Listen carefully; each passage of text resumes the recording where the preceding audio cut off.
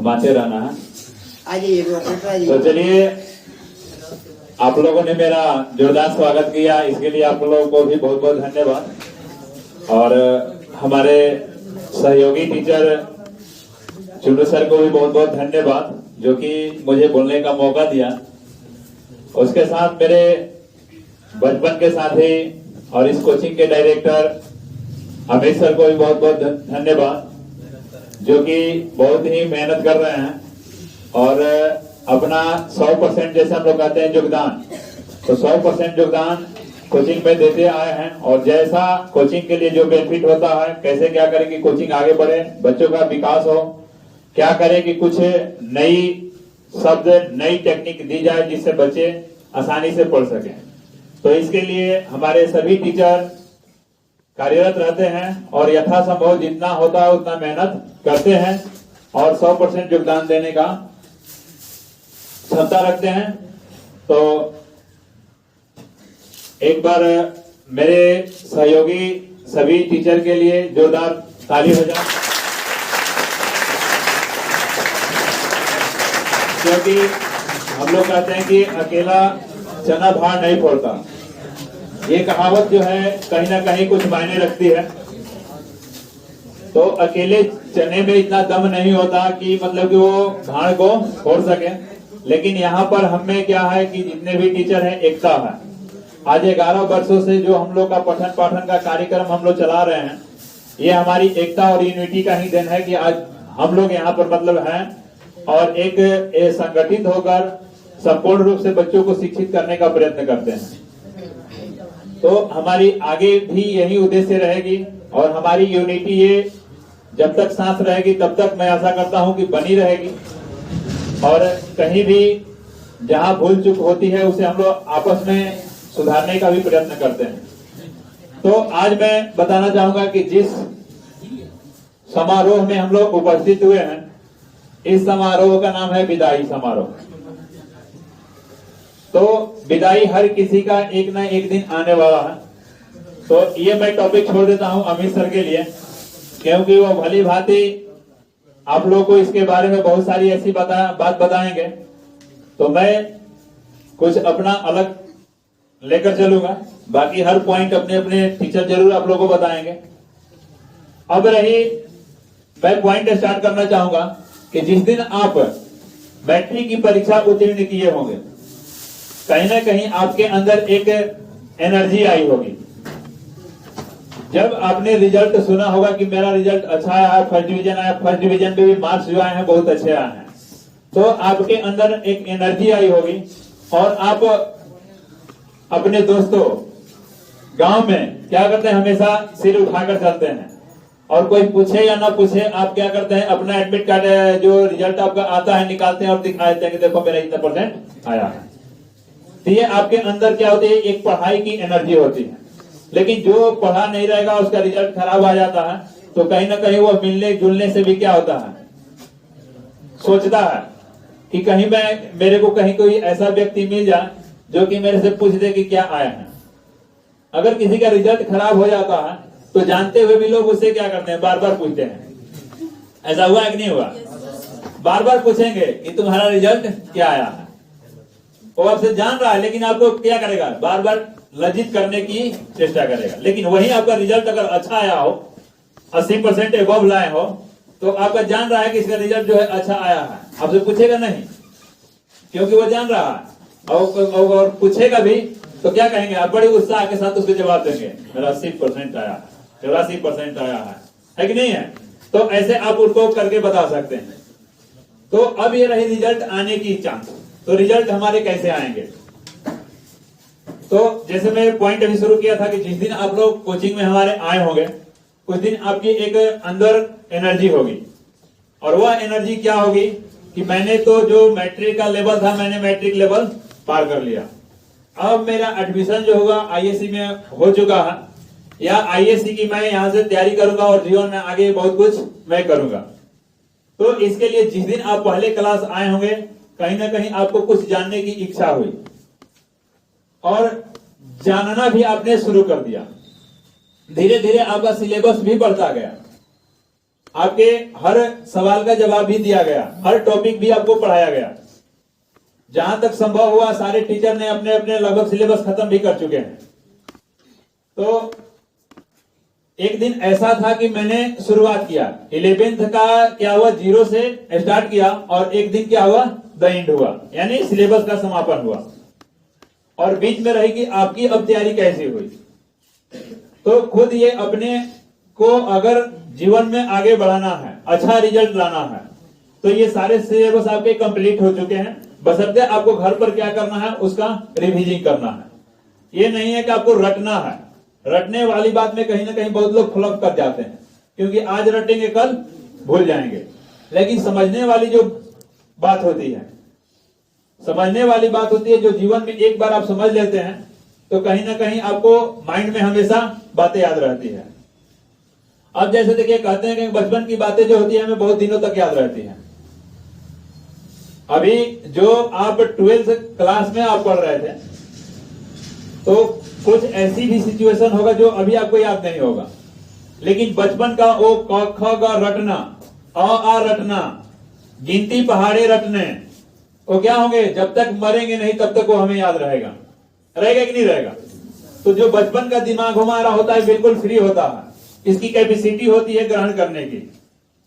तो वे चीज होता है कि बचपन से लेकर यहां तक, जहां तक आप पढ़ाई करते हैं, तो जैसे बचपन में रट समझकर जैसे भी हो, कहीं ना कहीं आपको 3 बार 4 बार 10 बार बार बार वही चीजें बताई जाती हैं। तो ये क्या होता है, माइंड में हमेशा रेगुलर याद रहता है। तो वही चीज होती है आपकी 12th की भी सिलेबस, कि जब 12th की भी सिलेबस आप क्या करेंगे, रेगुलर आप पढ़ते रहेंगे। जब से आपका स्टार्ट कर दिया गया है, तब से अगर आप रेगुलर पढ़ेंगे तो इसका भी सिलेबस, सारे क्वेश्चन आपके माइंड में होंगे। तो ये होता है रेगुलर देखने का। किसी भी चीज को अगर आप रेगुलर देखते हैं तो आपके माइंड में वो क्या कर जाता है, बैठ जाता है। अभी आप मान लीजिए कि आपको कलकत्ता जाना हो या दिल्ली जाना हो, दिल्ली जाने और कलकत्ता के लिए आप क्या होंगे, नए होंगे ना। एक बार आपको कहीं दूसरे मार्केट में ले जाकर छोड़ दिया जाए या घुमा दिया जाए, वहां से दूसरे बार क्या आप घूम सकते हैं? नहीं घूम सकते हैं। लेकिन वही बार बार किसी काम के वजह से आपको वहां पर जाना पड़े तो दिल्ली का गली गली आप क्या कर सकते हैं, घूम सकते हैं। आपको याद होगा कि हमको यहां से ऐसे जाना है। तो ये चीज होता है रेगुलर देखना। तो हमारी ये सिलेबस जो है आपकी 12th की, इस सिलेबस को भी अगर आप रेगुलर देखते हैं, चाहे वो फिजिक्स हो, केमिस्ट्री हो, मैथ्स हो या इंग्लिश हो या बायोलॉजी हो, टीचर ने अपना सारा काम कर चुका है। बस काम बाकी है किसका? आप लोगों का। और आप लोगों का काम का रिजल्ट मिलेगा कब? जब परीक्षा हो जाएगा और उसकी रिजल्ट आएगी तो ये आपका फल मिलेगा। ये नहीं समझना है कि मैंने 12th में केवल 1 साल मैंने बर्बाद किया है। इस मुकाम तक आने के लिए आपने 12 वर्षों तक मेहनत किया है। बात सही है कि नहीं है? इस मुकाम तक आने के लिए आपने 12 सीढ़ी यानी 12 वर्षों तक आपने मेहनत किया, अध्ययन किया है, तब जाकर कहीं ना कहीं आप इस कक्षा के लायक हुए हैं। अगर 12 वर्षों तक आपने मेहनत नहीं किया होता तो आज आप 12th क्लास के छात्र नहीं होते। होते क्या? नहीं होते। तो ये देखना है कि 12 वर्ष तक ये आपकी एक पढ़ाई की क्या है, कमीनी है।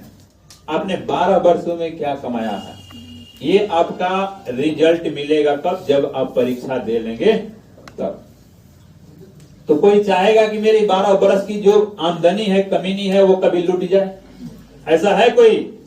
अगर मानते हैं कि जो 12 वर्ष कहीं बाहर जाकर काम करता है और 12 वर्ष की कमीनी आमदनी बटोर कर लाता हो और उसका पैकेट मारा जाता, तो 12 वर्ष की कमीनी क्या हो गई?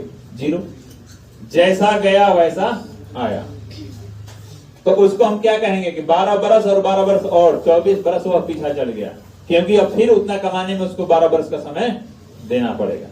लेकिन इसमें क्या है कि आपको यहां तक, सीढ़ी तक आने के लिए आपको 12 वर्ष आपने मेहनत किया है और 12 वर्ष का परिणाम आपको मिलेगा जब आप परीक्षा देंगे तब। तो हर कोई इसमें से चाहेगा कि मेरा जो रिजल्ट हो अच्छा से अच्छा है, और अच्छा से अच्छा मतलब परसेंटेज में भी अच्छा है, 80% अबव आना चाहिए। कितने लोग का मतलब इसमें लक्ष्य है कि मेरा 80% जो होगा रिजल्ट आएगा? कितने लोग का है? 80% से ऊपर। चलिए, बहुत लोग अभी सस्पिशन में है, हाथ नीचे करें। तो चलिए 80% एबव मतलब उसमें आ सकता है आपका 90 या 95% आ सकता है। तो इसके लिए आपको करना क्या पड़ेगा, जब थोड़ा सा मैं कुछ बातें बता देता हूं। इसके लिए आपको करना क्या पड़ेगा, क्योंकि आपकी जो सिलेबस है कंप्लीट हो चुकी है, तो अब इसके लिए आपको क्या करना है, घर पर जाना है। कोचिंग आने के लिए आप क्या करते थे, 4 या 5 बजे जग जाते थे, 4 बजे या 4:30 बजे हर कोई जग जाता होगा। तो 4 साढ़े 4 बजे आपका जगना, कोचिंग आना और यहां से 3 घंटा 4 घंटा पढ़कर घर पर पहुंचने में लगभग आपको 11:30 12 बज जाते होंगे, बज जाते थे। तो अब बताइए कि 4 से लेकर 12 कितना घंटा का समय लग जाता था आपका, लगभग 8 घंटा। और ये 8 घंटा आपका समय बचने वाला है कि नहीं है। ये अब कल से आपका समय जो होगा 8 घंटा रेगुलर बचेगा, बचेगा कि नहीं बचेगा। तो 8 घंटा में आप कितना घंटा वर्क कर सकते हैं, यानी कितना घंटा आप पढ़ सकते हैं, ये आपको देखना है। तो 8 घंटा में कम से कम 6 घंटा समय निकाल सकते हैं कि नहीं आप लोग, बोलिएगा। 6 घंटा समय निकाल सकते इस 8 घंटा के बीच में। और शाम को चाहे तो आप 3 से 4 घंटा का समय निकाल सकते हैं, क्योंकि अब का जीवन भी नहीं होगा कि जो चाहेगा कि मेरा बच्चे पर अब कोई मैं लोड दूं, कोई काम का जीवन नहीं करवाएगा। हो सकता है किसी की मजबूरी हो कि भाई उसको करना ही करना है, उसके घर में अगर नहीं है तो उसको करना है। लेकिन मुझे ऐसा नहीं लगता कि आज के डेट में जो गार्जियन है आपकी पढ़ाई को बाधा करते हैं, सारा काम वो खुद करते हैं, आपको करने नहीं देते हैं पढ़ने के लिए, है कि नहीं है। तो ये 8 घंटा आपका समय बचता है। अगर 5 घंटा भी इसमें समय निकालते हैं और शाम को आप 3 घंटा समय निकालते हैं, तो रेगुलर आपके पास 8 घंटा का समय मिलता है, रेगुलर मिलेगा। मिल सकता है कि नहीं मिल सकता। तो 8 घंटा में अगर आप क्या करें, इसका एक अलग रूटीन बना लें कि मेरे को 8 घंटा में क्या पढ़ना है, मेरे को 8 घंटा में क्या क्या पढ़ना है, उसका टाइम फिक्स कर लें। और टाइम फिक्स कर लें, ये नहीं कि रट्टा मारना है, रट्टा मारने वाली बात नहीं। आज रट्टा मारेंगे कल भूलेंगे आप लोग। उसको क्या करते जाइए, रेगुलर देखते जाइए। और रेगुलर देखने से आपको क्या होगा, याद होगा। रेगुलर देखने से मैंने अभी बताया, दिल्ली का एग्जाम्पल बताया था ना कि रेगुलर अगर आप जाते हैं तो आपको याद हो जाएगा। अभी जब आप लोग कोचिंग में आए होंगे, हम भी आपके लिए नए होंगे, आप लोग भी मेरे लिए नए थे, ठीक नहीं थे। आज मेरे बारे में पूरा डिटेल आप लोग बता सकते हैं कि नहीं बता सकते हैं, या आपके जो सगे संबंधी है इसमें से आप उसको पूरा डिटेल बता सकते हैं कि नहीं। तो ये किसका फर्क है, रेगुलर देखने का। तो वही चीज है कि रेगुलर अगर फिजिक्स केमिस्ट्री मैथ अगर 8 घंटा आप यहाँ से आज से स्टार्ट कर देते हैं, तो आपकी जो होगी, मैं बता रहा हूं कि 80% एबव कोई आपका नंबर रोक नहीं सकता है। सभी विद्यार्थी है, ये नहीं है कि कोई कमजोर होता है, सभी विद्यार्थी हैं, सभी समान रूप से यहाँ पर बताया गया, आपको पढ़ाया गया है। कोई ऐसा टीचर हो जो भेदभाव किया हो, किसी को कम पढ़ाया हो, किसी को अधिक पढ़ाया हो। हम मारे डांटे बोले हैं टीचर ने। अब ये सारा बात मैं आज क्लियर कर दूंगा, ज्यादा लंबा होकर के मतलब